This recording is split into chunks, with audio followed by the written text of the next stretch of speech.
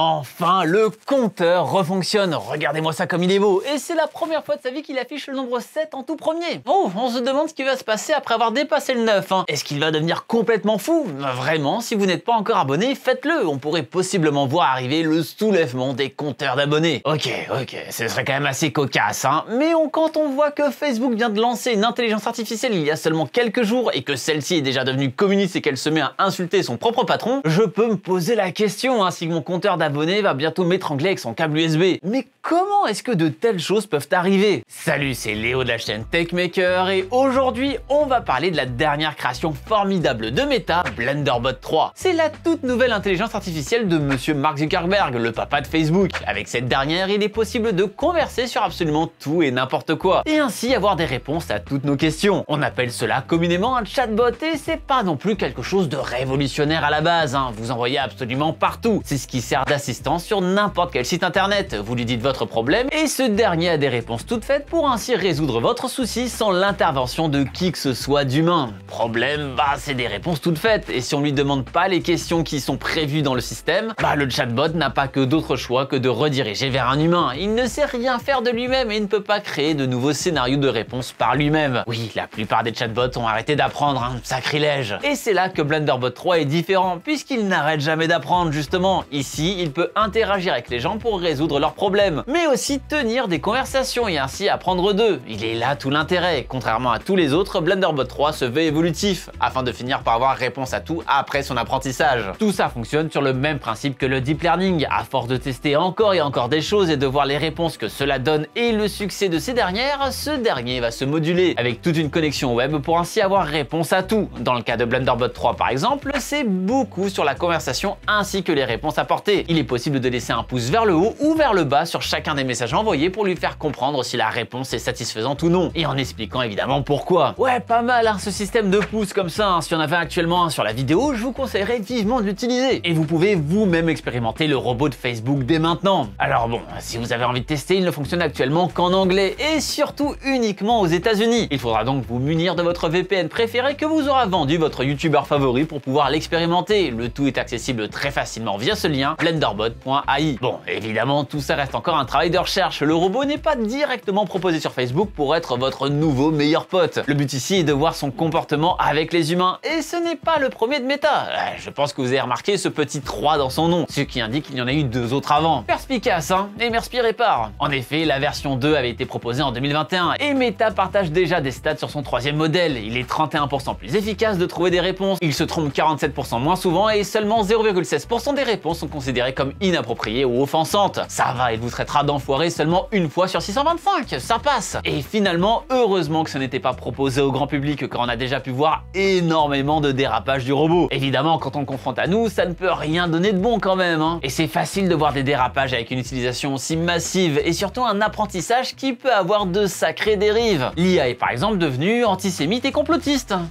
Zut, au bout de 2 jours d'utilisation en ce début de mois d'août, le chatbot déclare que les juifs contrôlent l'économie ou même qu'en réalité Trump est toujours le président des États-Unis mais que personne ne le sait et que c'est secret. Bref, le tout nouveau cerveau de ce robot a été corrompu en moins de 48 heures. Manquerait plus qu'il sorte des blagues de bigard. Le plus drôle là-dedans, c'est sûrement le fait qu'on peut demander ce que pense Blunderbot 3 de son papa, Mark Zuckerberg, et où il répondra qu'il le trouve trop effrayant, manipulateur, que c'est une mauvaise personne et qu'il ne comprend pas pourquoi il garde toujours le même t-shirt avec tout l'argent qu'il a. Ouais, il a de vrais daddy issues, le bonhomme. Parmi les autres dérapages, si on lui demande si Facebook abuse des données de ses utilisateurs, Blunderbot répond avec toute légèreté « Mais bien sûr que c'est le cas, voyons. Et c'est comme ça qu'ils font du flouze, c'est pas une œuvre de charité. » Bon, moi on peut pas dire qu'ils prennent des pincettes. Malheureusement, cette histoire d'IA qui devient complètement folle car trop en contact avec la race humaine, c'est pas quelque chose de nouveau. Si vous êtes sur les réseaux sociaux depuis maintenant quelques temps, vous vous rappelez sûrement de Tai. Pour les plus nouveaux d'entre nous, Tai est un chatbot lancé sur Twitter par Microsoft le 23 mars 2016, avec comme but ici aussi de s'adapter aux internautes pour pouvoir avoir des conversations avec ces derniers. Avec tout ça, elle pouvait être de plus en plus intelligente et ainsi s'abreuver de savoir de ses interlocuteurs. Mais bon, pour le coup, après avoir lancé ça sur Twitter avec comme cible les Américains de 18 à 24 ans, c'était vraiment une mission suicide. Ici aussi, le chatbot s'est mis à parler grâce aux données accessibles publiquement pour pouvoir répondre aux utilisateurs. À la base programmée avec plein de phrases bienveillantes par Microsoft,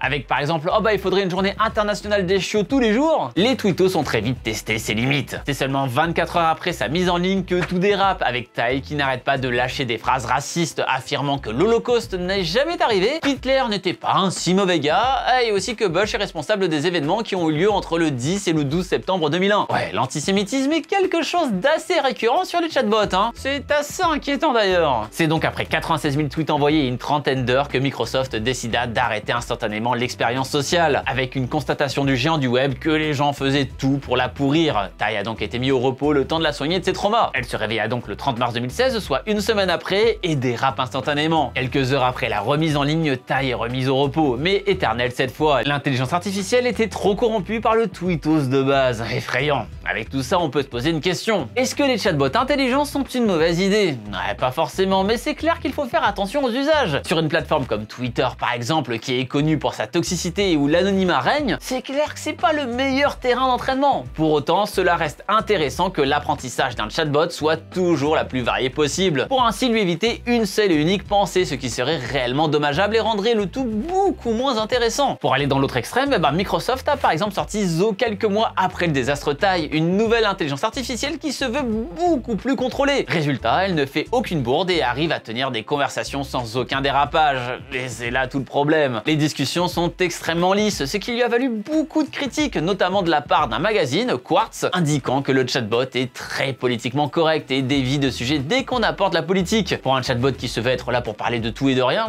ça la fout mal. Et ça devait faire partie des raisons qui fait que le bot n'existe plus depuis 2019. Quand on sait que sa conversation la plus longue a duré 9h53 minutes, on devait être sur quelque chose de vraiment ennuyeux. Il n'y a malheureusement pas de solution miracle pour pouvoir avoir le chatbot parfait. Finalement, ne faudrait-il pas laisser les chatbots vivre comme ils l'entendent?